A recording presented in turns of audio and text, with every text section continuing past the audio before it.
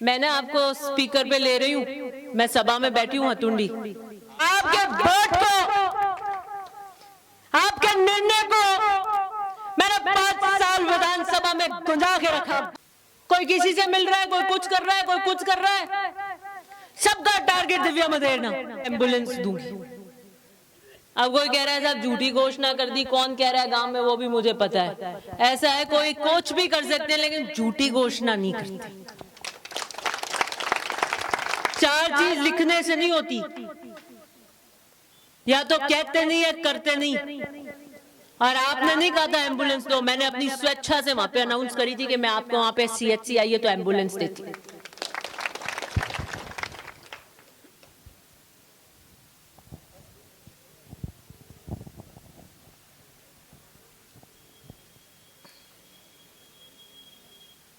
Hello, मैंने आपको speaker पे ले रही हूँ, मैं सभा में बैठी हूँ हतुंडी, और आप वो एम्बुलेंस कहाँ है? लो मैं आपको बता दो, कोई बात नहीं, आप ये बता दो कि एम्बुलेंस तैयार, जो भी आप मेरे को बता रहे हो मैं स्पीकर पे ले रही हूँ।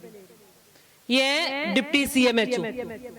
MLA लेड की एम्बुलेंस के बारे में बताओ, आप क्या स्थिति आज? एम्बुलेंस तैयार है मैम, एम्बुलेंस अपने को मिल चुकी है, बस उसके अंदर जो इंस्ट्रूमेंट्स लगने हैं वो पेंडिंग है मैम, वो जल्दी लगा के अपन हैंड ओवर कर लेंगे। बस उसकी प्रक्रिया टेंडर कर दो आप। हाँ, उसकी प्रक्रिया टेंडर में है। दिव्या जी मनोगा जिंदाबाद, जिंदाबाद दिव्या जी मनोगा। ऐसा है, आप कहो तो मैं इसको कहूँगा सुबह एम्बुलेंस खड़ी कर दो। नहीं नहीं, एक बार तो खड़ी करा लो आप, हो जाए, वो भी हो जाएगी।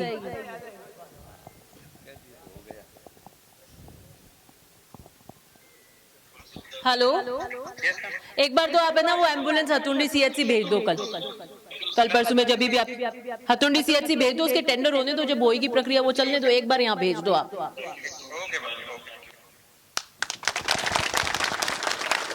ऐसा है कि जब हम MLA लेड से पैसा देते हैं तो एम्बुलेंस की खरीद होती है, उसके मापदंड है, तो फिर वहां से एम्बुलेंस खरीदते हैं। एम्बुलेंस खरीदने के बाद जो उसके पीछे का हिस्सा है, उसके अंदर वो स्ट्रेचर लगता है, ऑक्सीजन प्लांट लगते हैं, वो जो एम्बुलेंस जिससे खरीदते हैं वो चीज उसको नहीं लगाता है, उसका टेंडर किसी और के पास में होता है। अच्छा, हर किसी को टेंडर नहीं कर सकते, चिकित्सा विभाग के अंदर जो मापदंड में आ रही है वही एक आधी कंपनी उसको लगा सकती है। हमने कहा कि यही कुछ करके जोधपुर में कर दो, तो वो बात बैठ नहीं रही है। वो जयपुर की कंपनी है, ये जयपुर जाएगी, वो टेंडर की प्रक्रिया है, वो उसी एक कंपनी में जिसका पारित होके पूरा आवेदन होके पूरे विभाग में, चिकित्सा विभाग में, वही उसके अंदर लगा सकता है। तो डिप्टी CMHO के यहाँ पर पड़ी है, एक बार रख लो आप, टेंडर वेंडर होंगे जब है ना, यहाँ दिखाओ सबको कि मदेरणा वादा करते ना तो झूठा नहीं करते। क्या हम पूछेंगे एम्बुलेंस कहाँ है? हाँ लो पूछ लो, बता देती हूँ कहाँ है। मेरे 5 साल का लेखा जोखा मैं ही दूंगी। आपके यहाँ पर जबरदस्त मीटिंग हुई थी मेरे चुनाव में, वहां बाजार में हुई थी, नहीं हुई थी? ऐतिहासिक मीटिंग हुई थी। आपने एक मीटिंग कराई थी और उसका जोश जुनून बता रहा था कि मैं किस तरीके से हतुंडी से आप मुझे मीठा चूरमा जमा के विधानसभा में भेज रहे हो। मुझे दोबारा याद दिलाने की जरूरत नहीं है कि हमारे क्या काम करने। वो जिम्मेदारी आपने मेरे कंधों पे दी थी। 18 में बाप का कर्तव्य था वोट देके जिता के भेजने का, 5 साल आपके काम करने का कर्तव्य मेरा था। और 5 साल का लेखा जोखा देने आई हूं, उसका लेखा जोखा मैं ही दूंगी। कब क्या अनाउंसमेंट करी है, कब क्या क्रमोन्नत कराया और कब क्या वादे किए, नार नार जानती हूं मैं। बहुत बार आते हैं, बहुत सारी चीजों के लिए आपकी जनसुनवाई में आई हूं मैं कि साहब ये वादा कर दो, आप ये आश्वासन दे दो। मैं इनका झूठा आश्वासन मैं देती नहीं। हमारा ये कहना कि हम ये कर देंगे तो 303 की गोली है कि करेंगे, फिर वो गोली निकलती है तो वापस नहीं आती।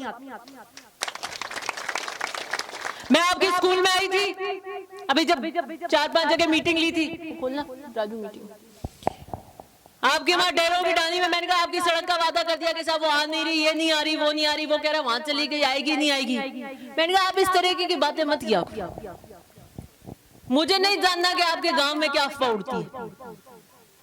मैंने जो बात कह दी वो लॉ की लकीर है कि डेरों की डाली की सड़क आएगी। जो वादा मैं करके गई हूं उसके लिए मैं जवाबदेही हूं। साहब ऐसे भ्रम फैला दिया। मैंने कहा आप क्यों सुनते हो दूसरों की बातें, आ जाएगी जब देख लेना। मैंने कहा नहीं आएगी तो 5 साल बाद तो हम आएंगे ही अपना लेखा जोखा देने, हमें आपके बीच ही तो आना है। ऐसे झूठ बोल के या कुछ और गोली दे के कहां जाएंगे। तब मैं स्कूल में कह के गई थी कि साहब वो चली गई, वो आ नहीं रही और ऐसे हो गई। मैंने कहा मैं ये नहीं सुनूंगी आपकी हताई। मैं एक चीज कह रही हूं कि मैंने आपको वादा कर दिया था आपकी सड़क आएगी, बस बात खत्म। फिर रामा ये सब आए कि साहब 1 किलोमीटर कम पड़ रही है, संसाधन कम थे, फिर एमएलए लेड से दे दी मैं। जब पीडब्ल्यूडी में तो उसके टेंडर हो गए, वो जुड़ नहीं सकती, वो किसी अलग मद से टेंडर होके होगी। इसलिए 2023 का चुनाव आ गया है, कमर कस लेना आप।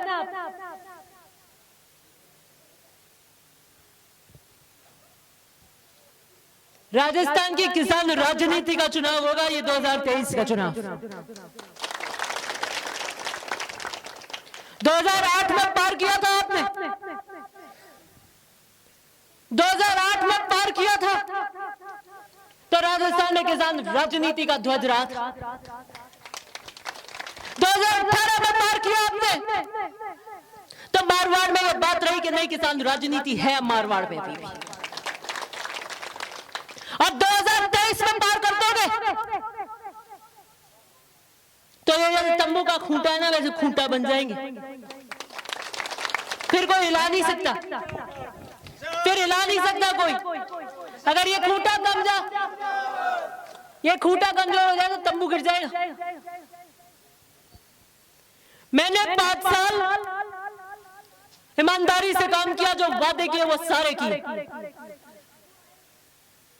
हमारी जवाबदेही, कर्तव्य परायणता, जिम्मेदारी में कोई कमी नहीं आने दी। और 5 साल के बाद चुनाव में हम आते हैं आपके बीच में लाइसेंस रिन्यू करा। आप 5 साल में आकलन करेंगे काम की दृष्टि पर कि हमारा काम कैसा किया। मैं जब 2018 में आई थी तब तक मदरना साहब की पोती है, महिपाल जी की बेटी है, जिता के भेजना है, किसान राजनीति की बात हो रही थी। अब 5 साल बाद जब आई हूं तो काम के लेके जो कर पर आई हूं।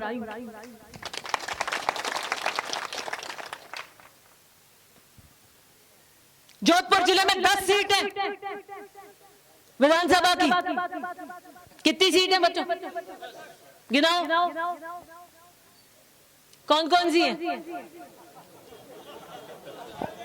हाँ, भोपालगढ़, बिल्लाड़ा, लूणी, जोधपुर है, सूरसागर और 3 सीटें शहर की।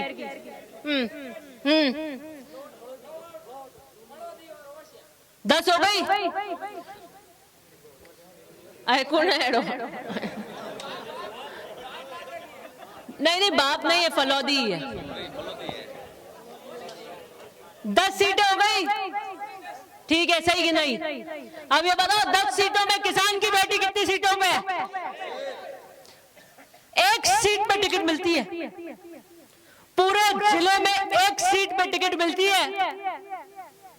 कमर कस लेना तो किसान जाट ही होता है।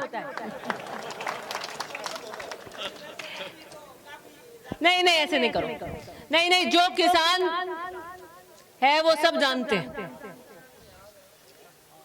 मैं बताऊं वही उत्तर दे रहा है। केबीसी में पूछे नहीं अमिताभ बच्चन के कौन बनेगा, भाई क्वेश्चन पूछे मेरे उत्तर दे रहा हूं।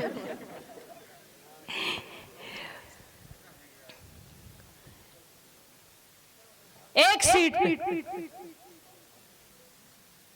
और अगर 1 सीट पे चूक हो जाती है तो जोधपुर जिले से कोई किसान वर्ग का व्यक्ति विधानसभा की सीढ़ी नहीं चढ़ता।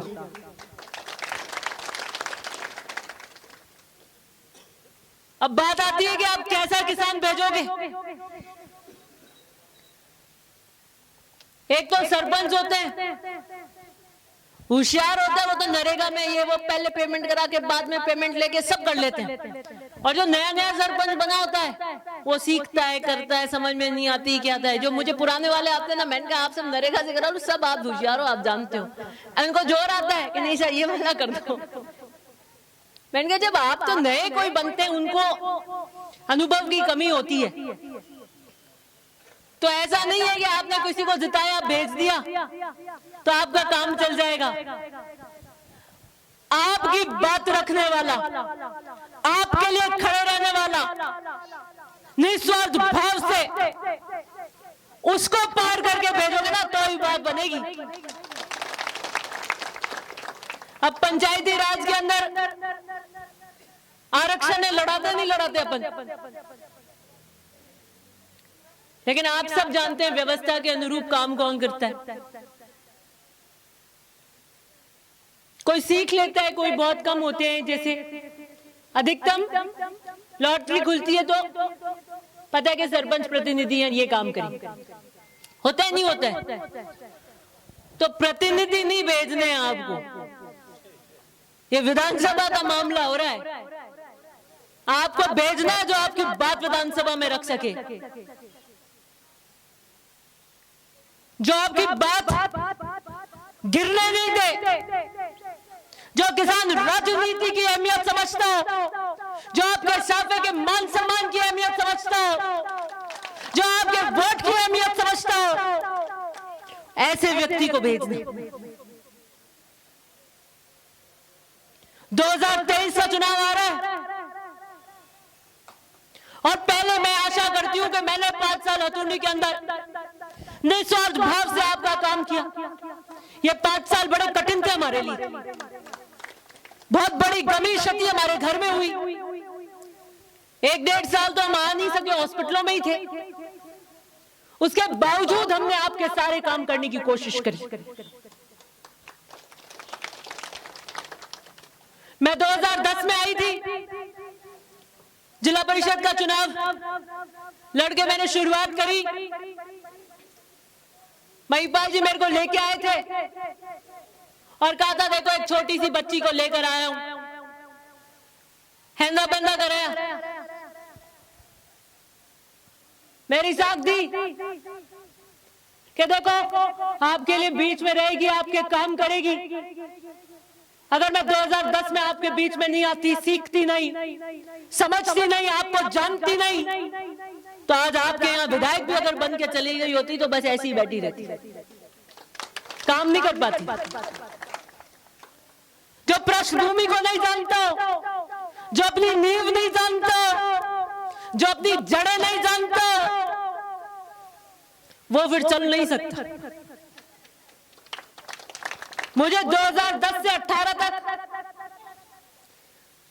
18 के लास्ट में था, 9 साल आपके बीच में संवाद रहा। 9 साल में मैं तो ढानी ढानी जान रही थी और 9 साल के अंदर वैद की तरह मैंने नाड़ पकड़नी देख ली। मैं यूं नजर घुमाती हूँ ना तो मैं मीट देख के पकड़ स्कैन कर लेती हूँ, एक्सरे कर लेती हूँ, मेरे को समझ में आ जाता है। मैं इनका सबसे पहले एम्बुलेंस ही बताऊंगी अतुंडी में जाके।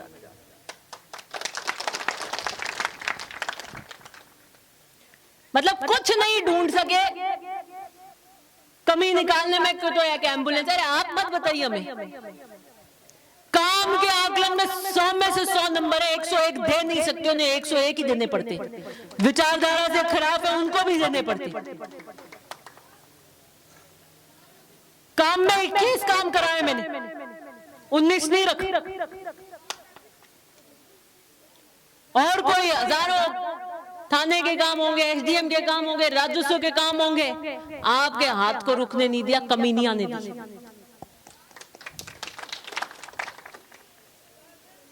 और डानी डानी आई थी मैं पंचायतों के चुनाव में भी। हथुंडी में रात को घूमे थे हम 1-1.5 बजे तक, याद है?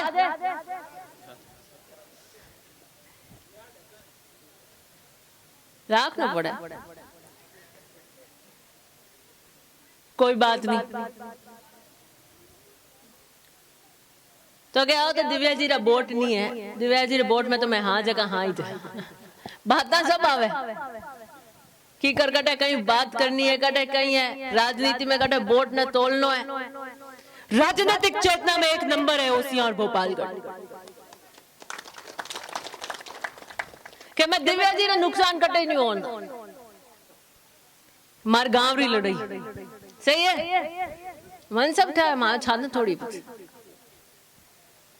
कोई बात नहीं, आपकी कोई गांव की लड़ाई है तो वापस पंचायतों के चुनाव आए जब लड़ लेना। कर दी ठीक है, नहीं शुरू कर दी जो बचे बाद में, बात खत्म कर दे, हो ही नहीं, नई मान हो जाएगी कोई ना कोई। लेकिन अब विधानसभा के चुनाव में मेरी तेरी मत करना, किसान एकता का नारा दीजिए,